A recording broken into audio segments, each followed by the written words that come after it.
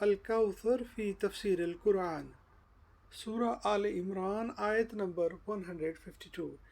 اعوذ باللہ من الشیطان الرجیم، بسم اللہ الرحمن الرحیم۔ وَلَقَدْ صَدَقَكُمُ اللَّهُ وَعْدَهُ إِذْ تَحُسُّونَهُم بِإِذْنِهِ حَتَّى إِذَا فَشِلْتُمْ وَتَنَازَعْتُمْ فِي الْأَمْرِ وَعَصَيْتُم مِّن بَعْدِ مَا أَرَاكُم مَّا تُحِبُّونَ منكم من يريد الدنيا ومنكم من يريد الآخرة ثم صرفكم عنهم ليبتليكم ولقد عفا عنكم والله ذو فضل على المؤمنين۔ اور بے شک اللہ نے تم سے جو وعدہ کیا تھا وہ پورا کیا جب تم اللہ کے حکم سے کفار کو قتل کر رہے تھے، یہاں تک کہ تم خود کمزور پڑ گئے اور امر رسول میں تم نے باہم اختلاف کیا اور اس کی نافرمانی کی، جبکہ اللہ نے تمہاری پسند کی بات فتح و نصرت بھی تمہیں دکھا دی تھی۔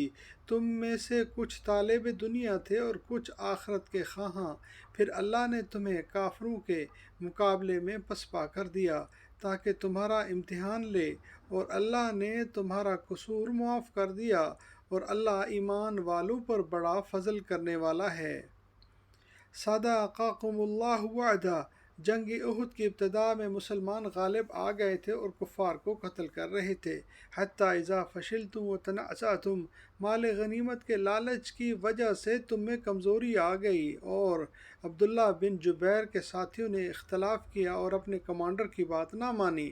وعصیتم، اور تم نے اس وقت رسول صلی اللہ علیہ وسلم کے حکم کی نافرمانی کی جبکہ اللہ نے تمہیں فتح و نصرت سے نوازا تھا اور تم اپنی واضح فتح کا مشاہدہ کر رہے تھے۔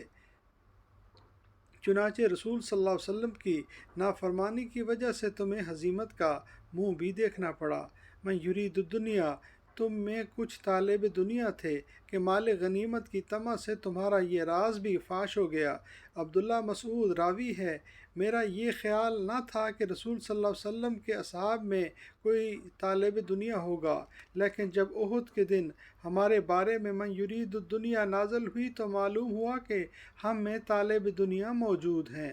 ثم صرفکم عنہم، پھر اللہ نے تمہیں کفار کے مقابلے میں پسپا کر دیا، اگرچہ یہ پسپائی خود مسلمانوں کی کوتاہیوں کی وجہ سے رونما ہوئی، تاہم ان میں ایک مصلحت ضمناً ظاہر ہو گئی اور وہ تھی مسلمانوں کی آزمائش و امتحان۔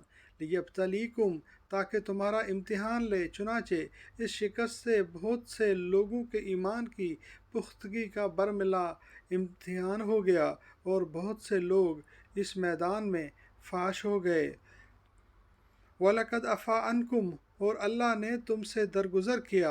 ابن جریح کہتے ہیں کہ اف کے معنی ہیں تم کو جڑ سے نہیں اکھاڑا، یعنی اللہ نے تم سے درگزر کیا اور تم کو کافروں کے ہاتھوں تباہ نہیں ہونے دیا۔ صدق اللہ العظیم۔ اللہم صلی وسلم علی نبینا محمد و آل محمد۔